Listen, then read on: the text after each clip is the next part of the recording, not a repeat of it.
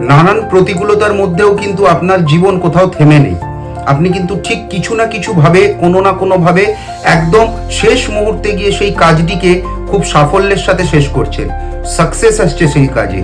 For example যদি আমি বলি যে ধরুন আপনি কোনো কাজ বারবার করার চেষ্টা করেন এবং বারবার করার সময় সেই কাজটায় আপনার বাধা আসে, আপনার বিপত্তি আসে, কিন্তু যখন সেই কাজটা খুব সামনের দিকে এগিয়ে আসে, সেই দিনটি, সেই কাজের দিনটি যখন সামনের দিকে এগিয়ে আসে, সেই কাজটি যখন আপনি করেন এবং আলটিমেট দিনের শেষে গিয়ে যখন কাজটি আপনার শেষ হয়, দেখবেন আপনি কিন্তু সফল।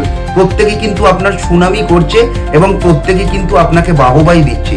এর প্রধান কারণ কিন্তু বৃহস্পতি। কারণ বৃহস্পতির দৃষ্টি আপনার সেইভাবে সেই গ্রহটির ওপর কিন্তু আছে।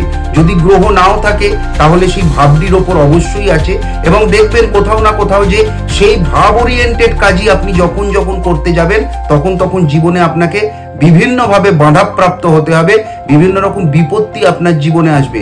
হতেই পারে যে সেই ঘরে সেই ভাবে আপনার কোনো গ্রহ নেই, কিন্তু সেই ভাবাধিপতি হয়তো কোনোভাবে আপনার জন্মছকে ম্যালিফিক, কোনোভাবে হয়তো কোনো অন্যভাবে বসে আছে, যে ভাবটি আপনাকে সেই কাজটি করার সাফল্য এনে দিচ্ছে না। কিন্তু যেহেতু আপনার জন্মছকে বৃহস্পতির দৃষ্টি আছে, তাই বৃহস্পতির দৃষ্টি এতটাই করুণাময়ী দৃষ্টি, এতটাই করুণাময় তার দৃষ্টি, যে সেই কাজে আপনি বারবার বাধা বিপত্তিকে অতিক্রম করেও সেই কাজে আপনি সাফল্য পাচ্ছেন।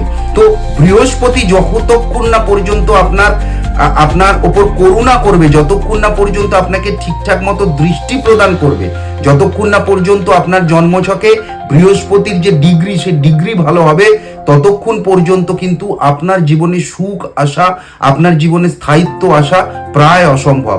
তাই বৃহস্পতি যে জায়গায় দৃষ্টি দিয়েছে সেই জায়গায় হাজার বাধা বিপত্তি থাকলেও সে কাজ কিন্তু আপনি ঠিক সময় খুব সফলতার সাথে শেষ করতে পারবেন।